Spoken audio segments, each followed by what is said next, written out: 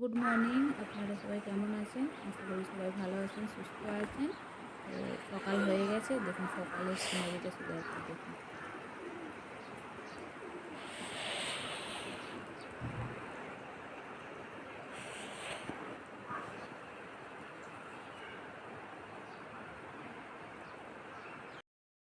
ऐसे पकड़ो।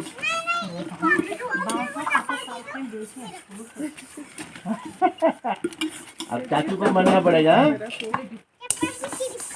हाँ चलो ये पकड़ो साइड से, वहां से मैं पकड़ूंगा। चले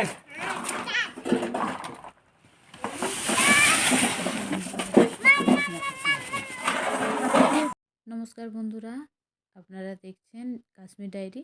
তো কালকে বলেছিলাম যে যাদের বাড়িতে এসেছিলাম, রাত্রে এসেছিলাম, সেই জন্য রাত্রে তো আর কিছু দেখাতেই পারলাম না। তো সকালবেলা যখনই আমার ঘুম ভাঙলো, আমি উঠে আগে আপনাদের দেখালাম। দেখুন, আমি ব্যালকনিতে এসে গিয়েছি, এসে দেখুন শুধু দৃশ্যটা দেখুন, মানে চারিদিকে বরফ বরফ আর বরফে ঢাকা আছে। তো আমরা ব্রেকফাস্ট করে কিন্তু বেরিয়ে পড়েছি অলরেডি।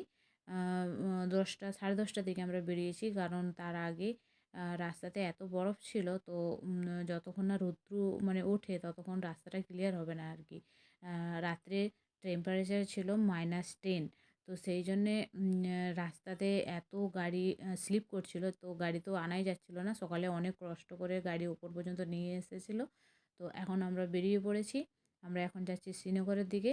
আর এখানে যে এলাম, এখানে এত ভালো লাগলো কি বলবো, মানে আগামী দিনে কোনো দিনও যদি সুযোগ হয় তাহলে আমি কিন্তু আপনাদের দেখাবো যে কাশ্মীরিদের অতিথি আপ্যায়ন কেমন। মানে এরা এত হাম্বল, এত ভালো, কিছু বলার নেই। তো যখন আমি আগামী গরমে আসবো তখন আপনাদের সাথে পুরোটা শেয়ার করলাম। এবার তো ফার্স্ট টাইম এলাম, সেই জন্য আমি কোনোই ভিডিও করি না। তো আগামী দিনে নিশ্চয়ই করব, আপনাদের দেখাবো। আর এনাদের বাড়ির, এটা একদম বাড়ির পাশাপাশি। দেখুন এত সুন্দর জায়গা, এখান থেকে তো আর যেতেই ইচ্ছা করছে না আমার, কারণ এখানে এত আইস পড়েছে যে আর উপরে যাওয়ার দরকারই হবে না। কিন্তু আমাদের হোটেল বুক করা আছে, আমাদের তো যেতেই হবে। তো সেই জন্য আমরা রওনা দিয়েছি। তো সাথে থাকুন, সঙ্গে থাকুন, দেখতে থাকুন। আর আপনাদের ভিডিও কেমন লাগছে অবশ্যই জানাবেন। হ্যাঁ, তো এইখানটাতে দেখুন একবার সিনারিটা দেখুন, মানে আইস, এত আইস পড়েছে যে কি বলবো। মানে আপনাদের সাথে যে এই ভিডিও শেয়ার করতে পারছি, আমার কিন্তু খুব ভালো লাগছে।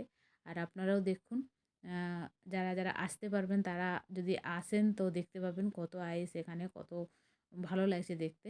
আর যারা আসতে পারছেন না তারা ভিডিওর মাধ্যমেই দেখতে থাকুন। তো চলুন এগিয়ে যাওয়া যাক। আমি তো এখানে মানে ক্যামেরা বন্ধই করতে পারছি না, কারণ দেখুন দেখুন কত আইস পড়ে আছে একবার দেখুন। এগুলো কিন্তু জমিন, এগুলো চাষ হয় গরমকালে, আর এখন সব আইস পড়ে গেছে। এই গত 2 দিন আগেই বৃষ্টি হয়েছিল, ওই বৃষ্টিটাতে এই এত আইস পড়েছে। তো এখানে এরকম মৌসুম, যখন মানে মৌসুম এখন ঠিক আছে, একটু পরে আবার যদি মেঘলা হয়ে যায় তো বৃষ্টি হয়ে যাবে, আর বৃষ্টি মানেই আইস হতে শুরু করবে। তো চলুন এগিয়ে যাওয়া যাক ধীরে ধীরে করে।